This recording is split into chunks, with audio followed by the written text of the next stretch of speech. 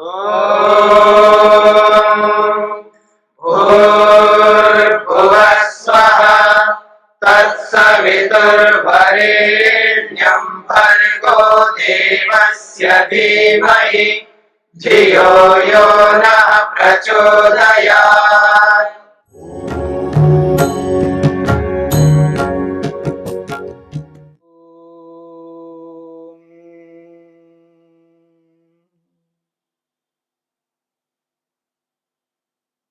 असंप्रज्ञात समाधि को लेकर के हम विचार कर रहे हैं। असंप्रज्ञात समाधि किसे कहते हैं? असंप्रज्ञात समाधि की क्या परिभाषा है? उसका स्वरूप क्या है? असंप्रज्ञात समाधि का उपाय क्या है? कौन सा उपाय है जिससे असंप्रज्ञात समाधि की प्राप्ति होती है? महर्षि पतंजलि ने स्पष्ट किया है। असंप्रज्ञात समाधि की परिभाषा को उन्होंने बताया है, विराम प्रत्यय अभ्यास पूर्व संस्कार शेषो अन्यः। विराम प्रत्यय अभ्यास पूर्व संस्कार शेषो अन्यः। इस सूत्र के अर्थ को हमने समझने का प्रयास किया है। विराम का अर्थ रुक जाना, समस्त वृत्तियों का रुकना विराम शब्द से कहा है। प्रत्यय शब्द से पर वैराग्य को कहा है। अभ्यास पूर्व शब्द से प्रयत्न पूर्वक को कहा है। और संस्कार शेष का अर्थ मन के अंदर संस्कारों की विद्यमानता को कहा है। और अन्य शब्द से संप्रज्ञात समाधि से भिन्न असंप्रज्ञात समाधि को कहा है। तो विराम प्रत्यय अभ्यास पूर्व संस्कार शेषो अन्यः। बार बार पर वैराग्य का अभ्यास कर करके, बार बार पर वैराग्य का अभ्यास कर करके पांचों वृत्तियों और संप्रज्ञात समाधि के समस्त विषयों को रोककर योगी यानी आत्मा असंप्रज्ञात समाधि को लगाता है। उस अवस्था में संस्कार मात्र शेष रहते हैं मन में, यानी मन के अंदर केवल संस्कार विद्यमान रहते हैं। मन कुछ भी नहीं कर रहा होता है, मन रुका हुआ होता है।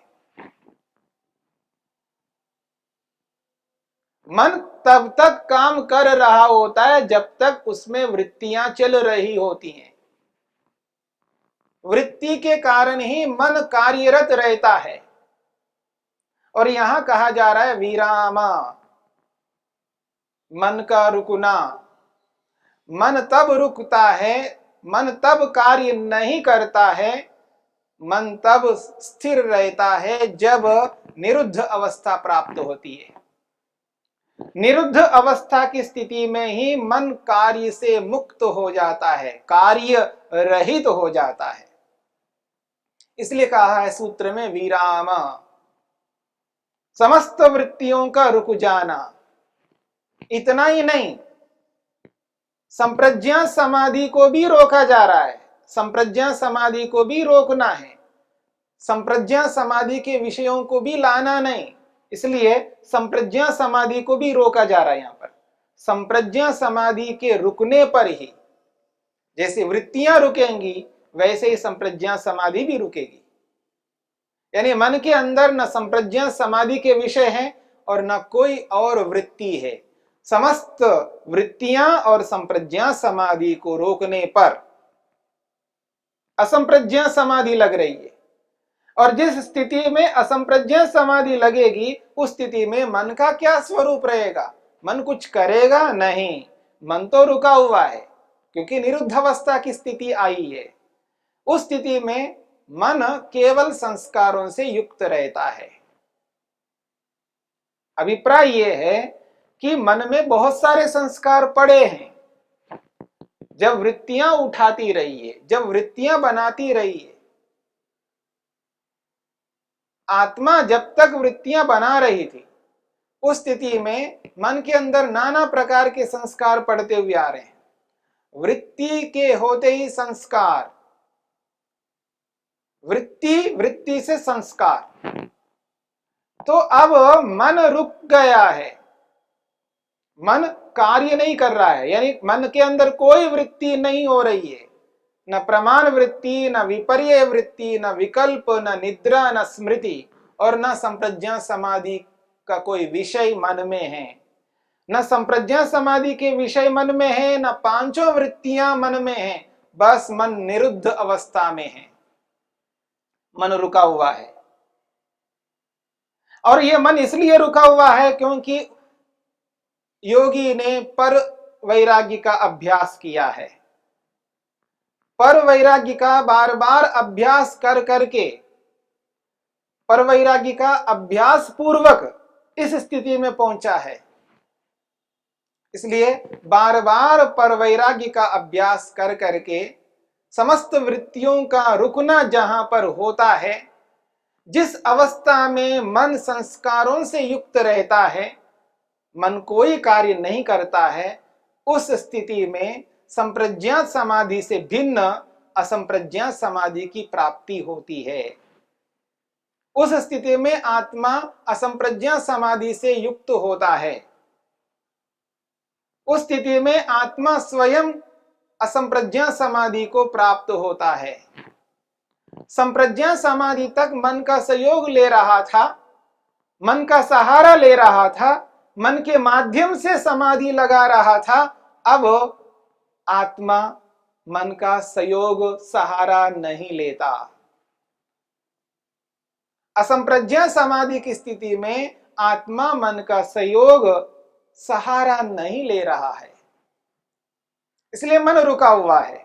अब मन का कोई कार्य नहीं है, मन का कार्य पूरा हो चुका है। उसी स्थिति में निरुद्ध अवस्था होती है, उसी को निरुद्ध अवस्था कहते हैं, जब मन कोई काम नहीं करता है।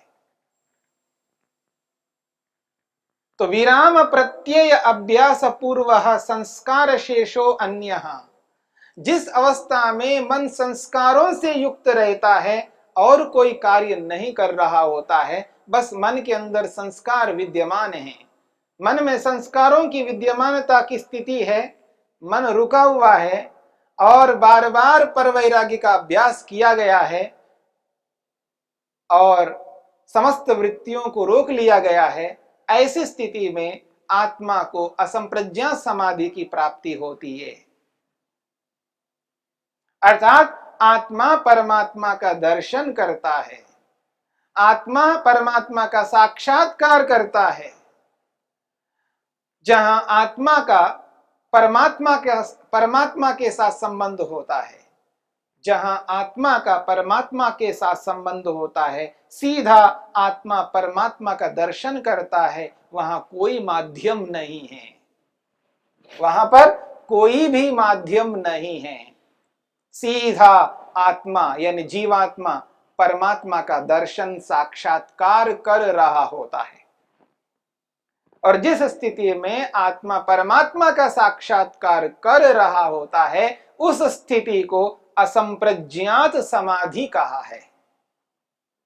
और यह असंप्रज्ञात समाधि उस स्थिति में लग रही है जिस स्थिति में मन केवल संस्कारों से युक्त है, संस्कार शेषः ये कहा है।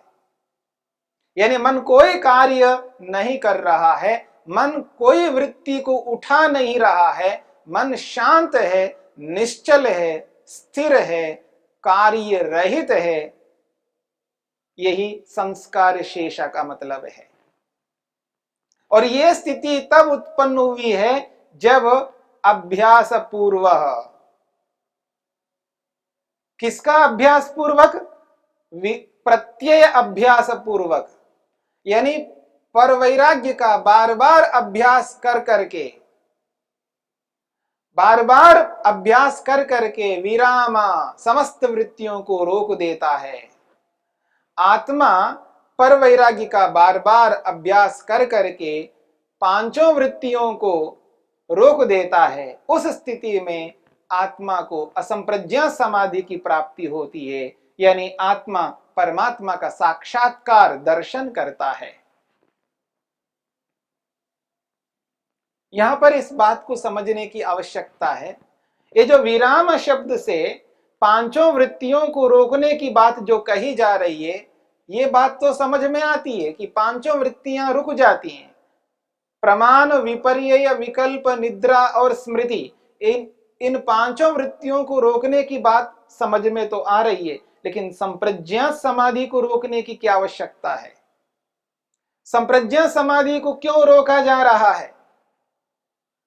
संप्रज्ञा समाधि के विषयों को क्यों बंद किया जा रहा है? इस बात को भी समझना है।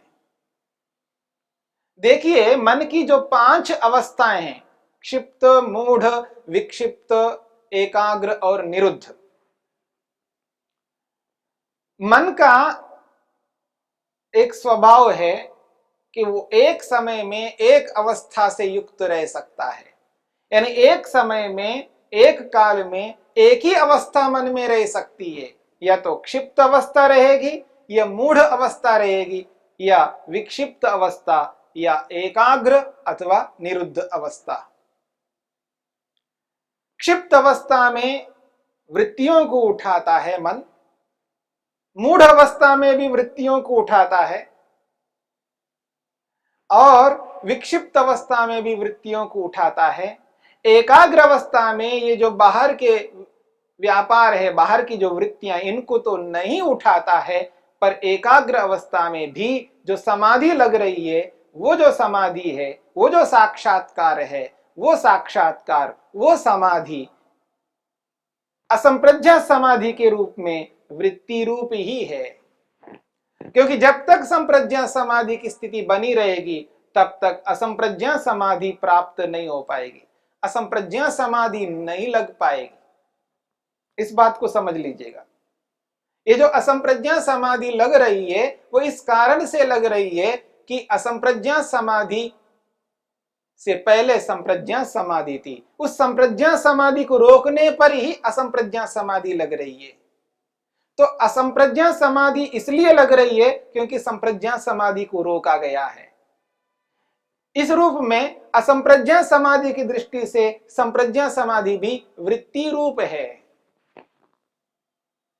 क्योंकि जब तक संप्रज्ञा समाधि रहेगी तब तक असंप्रज्ञा समाधि नहीं लग सकती है, एक समय एक स्थिति रह सकती है। इसलिए जहां पांचों वृत्तियों को रोकने की बात कही है, वहां पर संप्रज्ञा समाधि को भी रोकने की बात कही है। संप्रज्ञा समाधि को भी रोकना है, इस बात को भी समझना है, बुद्धि में बिठाना है। समस्त वृत्तियों को जहां रोकना है, वहां पर संप्रज्ञा समाधि को भी रोकना है। यदि हम संप्रज्ञा समाधि को ना रोकें, ये तो समाधि है, हाँ समाधि है, समाधि में दर्शन किया है, प्रत्यक्ष किया है, हो गया है, बार बार उसी को लगाते रहेंगे, बार बार उसी का दर्शन करते रहेंगे, फिर असंप्रज्ञा समाधि को कब प्राप्त करेंगे? असंप्रज्ञा समाधि को पाना है तो संप्रज्ञा समाधि को रोकना ही होगा। जिस प्रकार से संप्रज्ञा समाधि में हमने जिन पदार्थों का साक्षात्कार को लेकर के विचार किया है, संप्रज्ञा समाधि के जो 4 भेद बताए गए हैं, पहले भेद को साक्षात कर लिया है योगी ने, उसको रोका है तो दूसरा भेद सामने आया। यानी वितर्क समाधि को लगा करके 5 स्थूल भूतों का साक्षात्कार किया है, अब उसको रोक लिया है, तब विचार नामक समाधि में प्रवेश किया है। जब विचार नामक समाधि लग रही है, तब वितर्क नामक समाधि नहीं रहती है, उसको रोकता है। वितर्क नामक समाधि को रोक करके ही विचार नामक समाधि को प्राप्त किया है। विचार नामक समाधि को रोक करके ही आनंद नामक समाधि को प्राप्त किया है, और आनंद नामक समाधि को रोक करके ही अस्मिता नामक समाधि को प्राप्त किया है। तो इस रूप में हमको समझना है। जैसे संप्रज्ञा समाधि में भी अगले अगले स्तर को प्राप्त करने के लिए पहले वाले स्तरों को रोकना पड़ा है, उनको रोकने पर ही अगले स्तर प्राप्त हुए हैं। ठीक इसी प्रकार से असंप्रज्ञा समाधि में भी हमें समझना होगा, असंप्रज्ञात रूपी स्तर को पाने के लिए संप्रज्ञात रूपी स्तर को रोकना ही पड़ेगा। इस दृष्टिकोण से यहां पर हमें यह समझना है कि विराम, ये जो विराम हो रहा है, ये रुकना जो हो रहा है, वो दो स्थितियों को कहा जा रहा है। एक समस्त वृत्तियों को रोकना और दूसरी स्थिति है संप्रज्ञात समाधि को रोकना। इन दोनों को रोकने पर ही असंप्रज्ञात समाधि की प्राप्ति हो रही है। और ये रोका कैसा जा रहा है? वैराग्य से। ये जो रोका जा रहा है ये वैराग्य से, वह वैराग्य भी पर वैराग्य है। बार बार पर वैराग्य का अभ्यास कर करके समस्त वृत्तियों और संप्रज्ञात समाधि को रोका जा रहा है। जब ये रुक जाता है उस स्थिति में जाकर के असंप्रज्ञात समाधि की प्राप्ति हो रही है। और उस असंप्रज्ञात समाधि की स्थिति में मन कुछ भी नहीं कर रहा होता है, तो मन को दर्शाया गया है, समझाया गया है उस स्थिति में मन क्या किस स्थिति में रहता है। तो कहा संस्कार शेषः, वो मन तो केवल संस्कारों से युक्त है। कौन से संस्कार? जो संप्रज्ञात समाधि को लगा लगा करके जिन पदार्थों का साक्षात्कार किया था, वो संप्रज्ञात समाधि के संस्कार मन के अंदर है। और संप्रज्ञात समाधि से पहले जिन जिन वृत्तियों से युक्त रहा है मन, उन वृत्तियों में जिन जिन पदार्थों का अनुभव किया है, उन पदार्थों का संस्कार भी मन के अंदर विद्यमान है। जितनी भी वृत्तियां मन के माध्यम से बनी हैं, उन समस्त वृत्तियों से जिन जिन पदार्थों का अनुभव हुआ है, उन पदार्थों का स्मरण यानी उनकी स्मृति, उसके संस्कार मन के अंदर विद्यमान हैं। प्रत्येक वृत्ति का संस्कार मन के अंदर पड़ता है, तो समस्त वृत्तियों का संस्कार भी है और संप्रज्ञात समाधि के भी संस्कार है। ये सारे के सारे संस्कार मन के अंदर विद्यमान हैं। उनके रहते हुए भी असंप्रज्ञात समाधि को लगाने में कोई बाधा उत्पन्न नहीं हो रही है, क्योंकि असंप्रज्ञात समाधि जो लग रही है वो इनके रुकने पर लग रही है। इनकी विद्यमानता से असंप्रज्ञात समाधि में कोई बाधा उत्पन्न नहीं हो रही है। असंप्रज्ञात समाधि में बाधा तब उत्पन्न होगी जब हम इनको बनाए रखेंगे, वृत्तियों को लगातार बनाते रहेंगे, संप्रज्ञात समाधि को लगाते रहेंगे, तब असंप्रज्ञात समाधि नहीं लगेगी। इसलिए इनको रोका जा रहा है। तो जब उसकी स्थिति में वो संस्कार पड़ रहे थे, बस मन में संस्कार शेष है, यानी वृत्तियों के संस्कार है, संप्रज्ञात समाधि के संस्कार है, बस मन में बने हुए हैं। उनके बने हुए रहते हुए भी असंप्रज्ञात समाधि लग रही है, इसलिए कहा संस्कार शेषः। यह है असंप्रज्ञात समाधि का स्वरूप।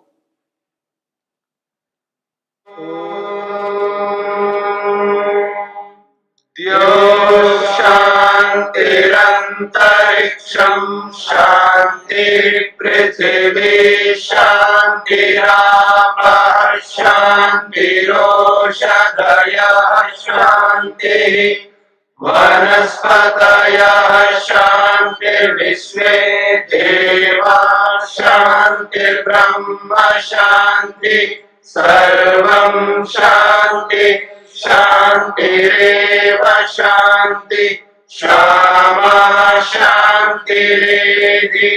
ओम शांति शांति शांति।